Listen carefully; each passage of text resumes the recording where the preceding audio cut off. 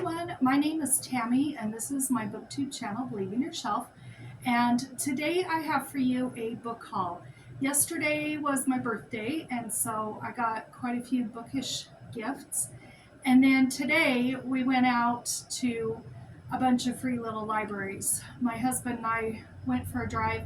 We took my mom and my dad so they could enjoy the drive too, and we found 13 new free little libraries in our area, and so we went for a drive and picked up some new books. So I have quite a few books here. My mom said, oh, you should do a book haul, so that's what I'm going to do.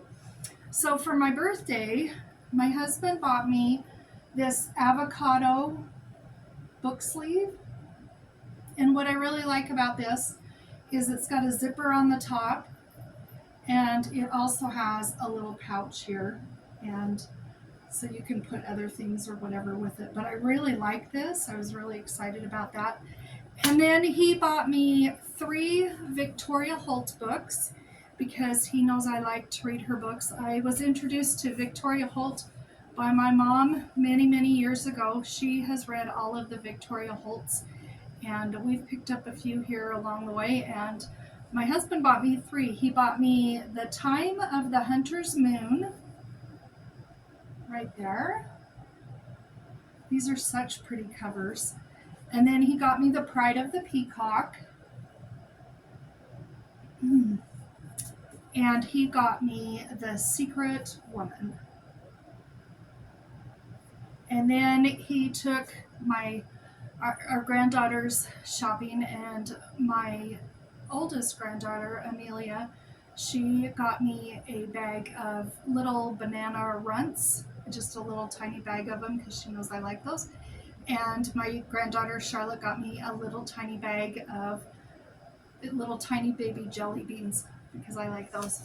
And then my middle daughter, Katie, she and her family, they got me Between Shades of Grey because she knows that I like, what was the other book that she wrote? Oh gosh, I don't know what the other book was.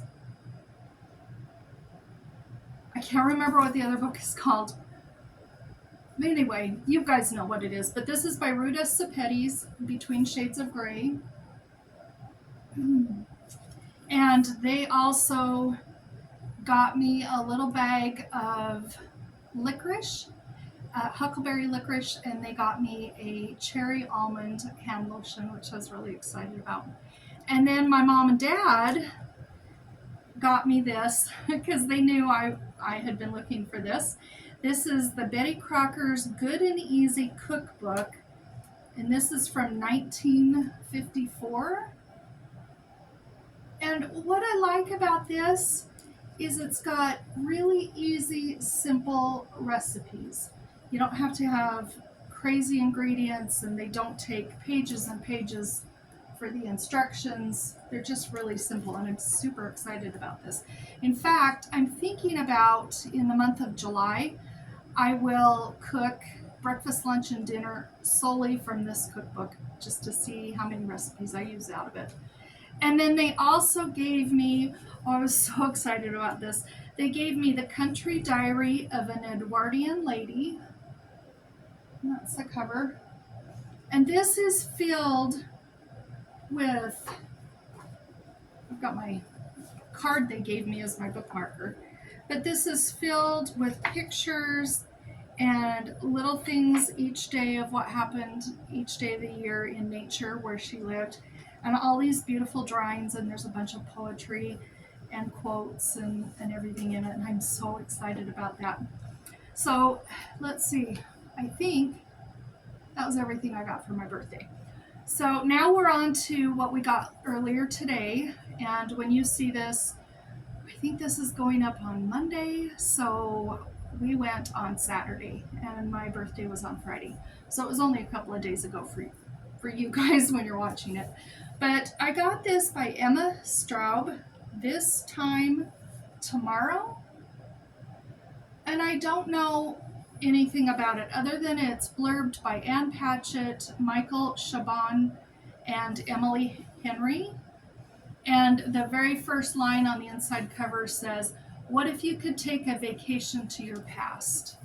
So I think that'll be a fun read. This book here I got is completely falling apart. I mean, completely falling apart. It's coming apart. But I was able to get this. This is a book I need for a future video, probably towards the end of the year. And I'm not going to tell you why I need this, but I do need this book. And so I was excited. I grabbed it because at least it's a copy I can read. I didn't really want to buy it. And I don't know if our library has it or anything. But it's The Trumpeter of Krakow by Eric P. Kelly. And I don't know when this is supposed to have taken place. It's not based on truth or anything. It's a novel. But I know that it's a book set in Russia. That's all I know. And then, okay, so my granddaughters love to read, and they live here, and so I do a lot of reading aloud to them.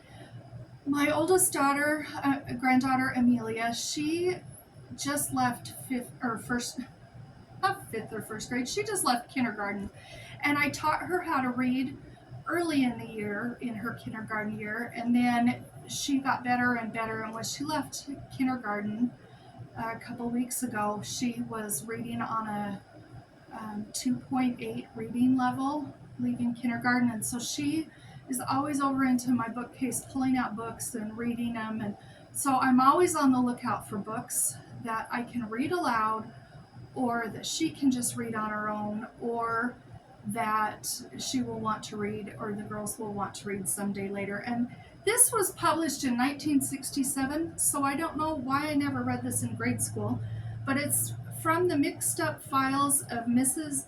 Basil E. Frankweiler by E.L. Konigsberg. And I've heard a lot about this book, but I've never read it, and so I'm kind of excited to read that too.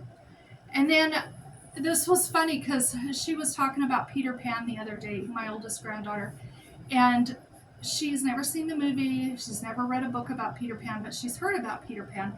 So I found a copy of Peter Pan in a little free library. We had a lot of books to trade, so we left with half of a box and came back with half of a box. I'm also collecting these as I find them.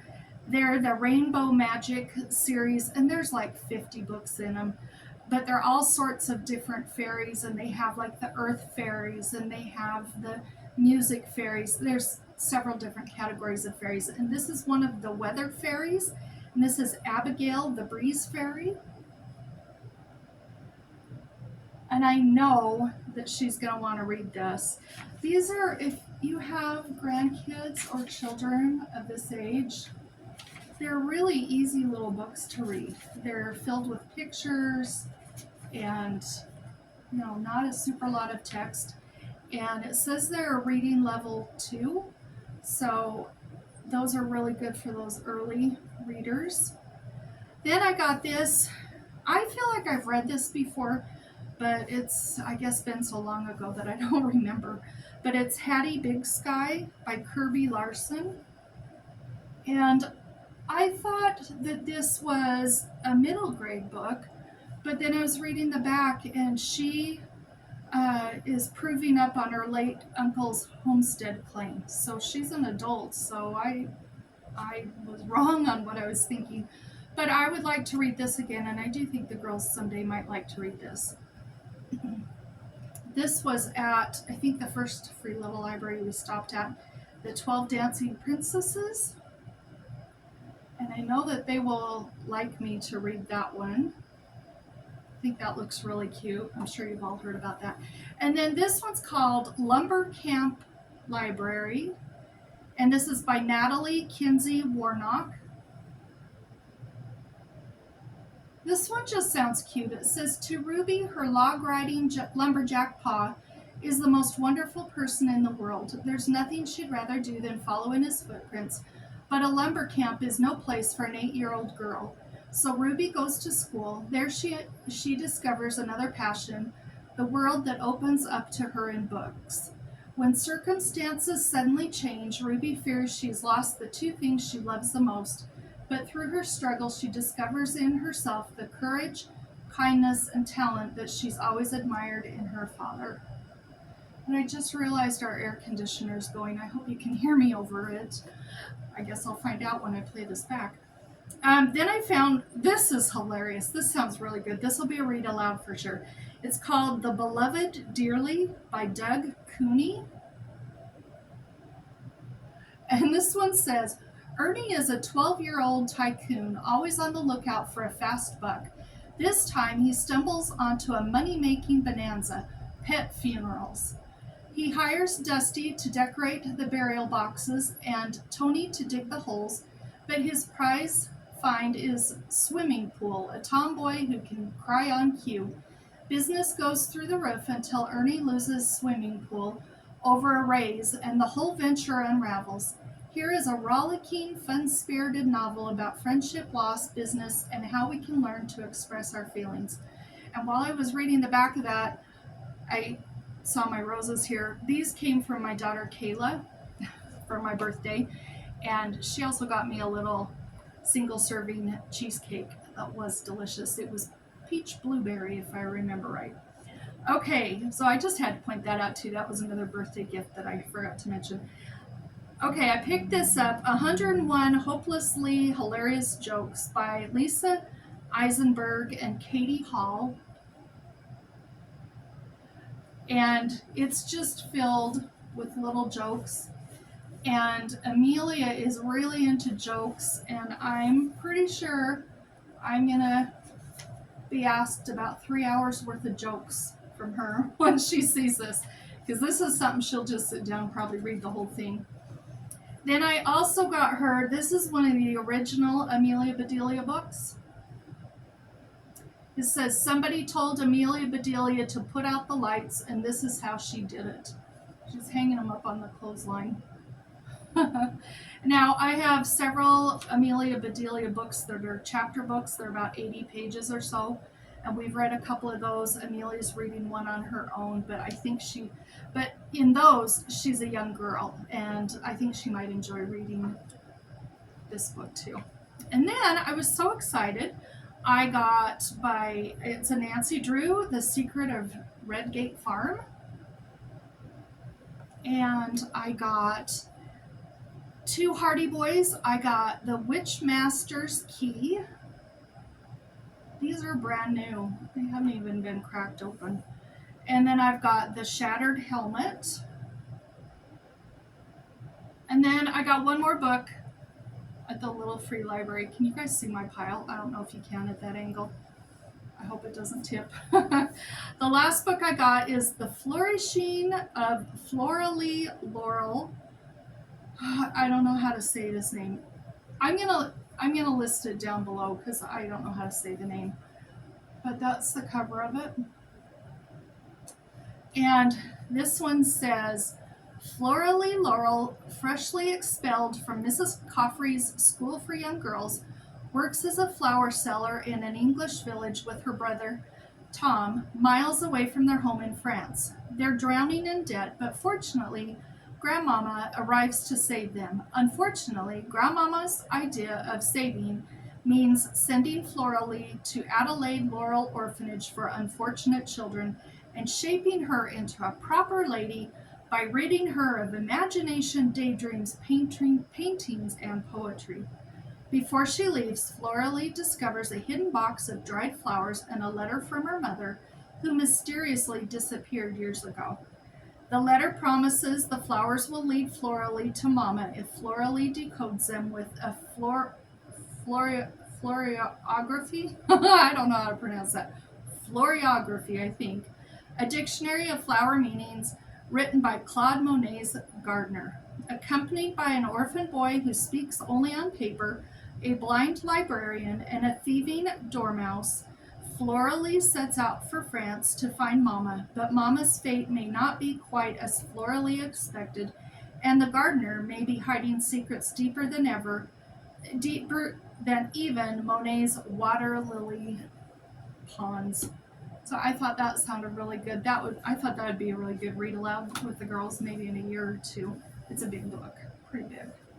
I don't know if that would hold our 4-year-old's attention because it's well over 300 pages, but I know that they might want to read that someday.